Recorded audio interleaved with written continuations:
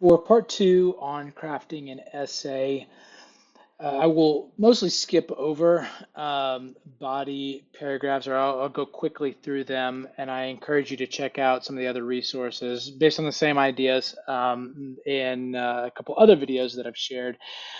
Most importantly, so we've in the other videos that I've created, I talk about a teal paragraph being something that is essentially, a more formal or academic approach to writing an analytical paragraph, but in this kind of bite-sized chunk, one paragraph, right?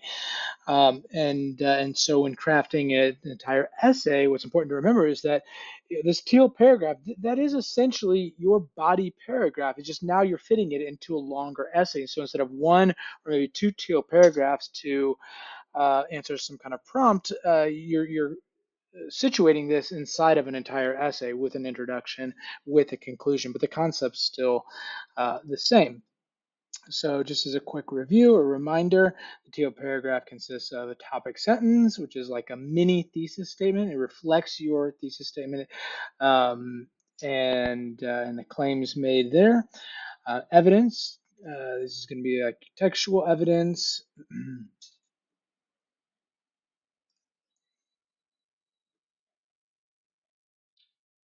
You see examples again, but all of this I've shared in another video. Your evidence is going to be like a textual evidence embedding a quote. You don't always have to embed quotes. There's actually the video that I created before that you have access to. Um, and once you share that quote, then you're going to analyze the quote. Now I will stop and just as a reminder, encourage you to make sure that your analysis is thorough. Oftentimes, we just kind of assume that um, the reader is going to understand exactly what point I'm trying to make just by sharing the quote. If I make some kind of claim, let me share a quote, and then I move on. But you need to actually analyze that textual evidence. Sometimes you need to interpret it. You definitely need to make sure the context of the quote is clear, and then explain how that supports your claim. A good rule of thumb is that your analysis should be at least as long as the quote itself. Occasionally, I see some students use lengthier quotes, 3 or 4 lines long, and then have like a little bitty sentence of analysis. The whole, if you're using a longer quote, the whole point of the longer quote is because there's just extra material that needs to be shared as better or more effective support of the claim, and so you want your analysis to reflect that as well. But make sure that you don't just skimp on this area. If anything, this is truly the most important part of the entire paper. This demonstrates the critical thinking. This demonstrates more than just observation and interpretation, how you're synthesizing those ideas to kind of make your own conclusions, your own statements about a theme or whatever claims or arguments you're making in your paper. I share Bloom's taxonomy here just as a reminder of while it's good to be able to remember, recall, understand, interpret what we're reading, the higher level of thinking that we want to demonstrate in academic writing is our ability to analyze, make conclusions, and sort of create, synthesize new ideas, new directions based on the interpretations that we're making. And then again, the link is going to sort of be a conclusion, revisiting the backing or the argument, or most commonly in an extended paper, this is going to be sort of your transition to the next paragraph. Make sure to check out all resources that are available as far as sample paragraphs and everything go as well to see that laid out for you.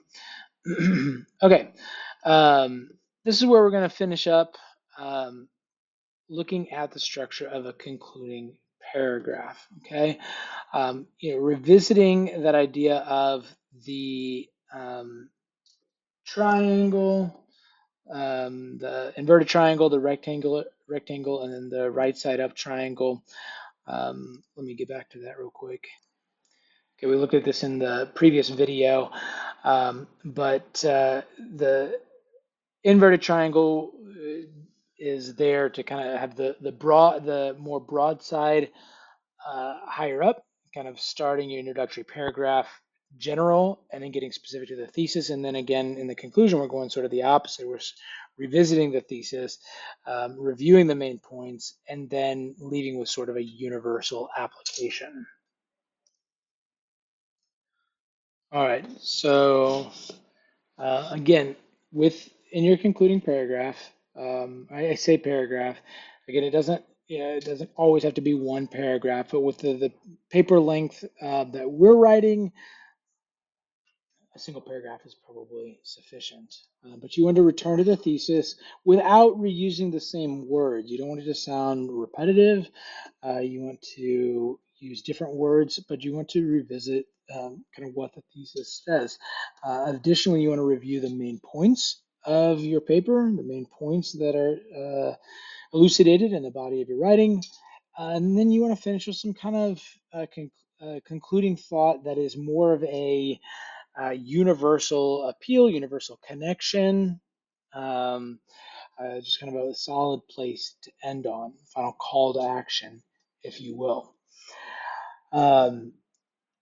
As you are, considering all these ideas, make sure that you're checking out the different resources that are available to you.